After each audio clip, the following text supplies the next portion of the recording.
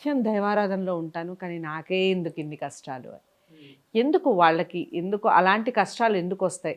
అంటే అది ఈ జన్మ కష్టాలేనా? జన్మజన్మల కష్టాలా? ఏదన్నా మనకి పునర్జన్మ అనేది ఉంటే కనుక ఖచ్చితంగా పాత జన్మలో చేసినవన్నీ కూడా ఈ జన్మలో మనం అనుభవిస్తామా?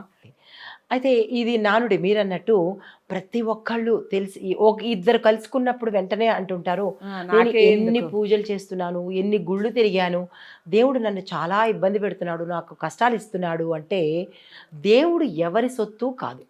మీ ఇంటి చుట్టము కాదు, మా ఇంటి చుట్టము కాదు కదా. ఆయన ఒకళ్ళ మీద కక్ష కానీ ఒకళ్ళ మీద ప్రేమ కానీ అలాంటివేమీ లేదు.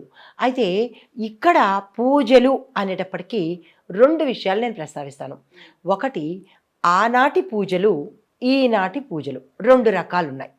పూజల్లో కూడా రెండు రకాలు. అంటే అమ్మమ్మలు చేసే పూజ అసలు సిసలైన పూజ. ఓకే.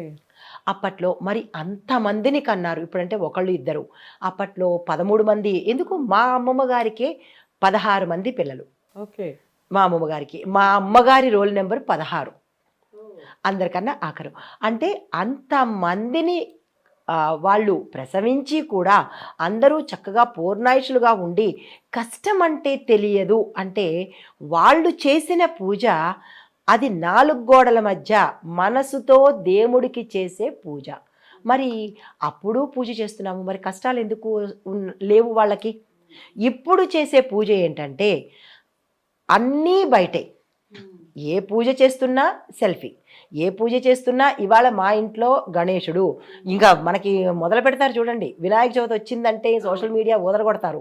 మా ఇంట్లో వినాయకుడు, మా ఇంట్లో అమ్మవారు, మా ఇంట్లో ఇది, మా ఇంట్లో ఇది, ఇక విపరీతమైన అలంకారం చేసేసుకొని దేవుడి ముందు కూర్చుని సగం కళ్ళు, ఒక కన్ను దేవుడి మీద, ఒక కన్ను సెల్ఫీ మీద.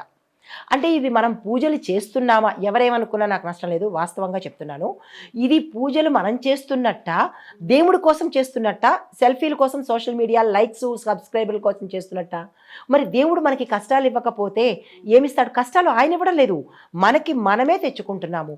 ఈ పూజలు చేస్తే కష్టాలు వచ్చాయన్నది అవాస్తవము.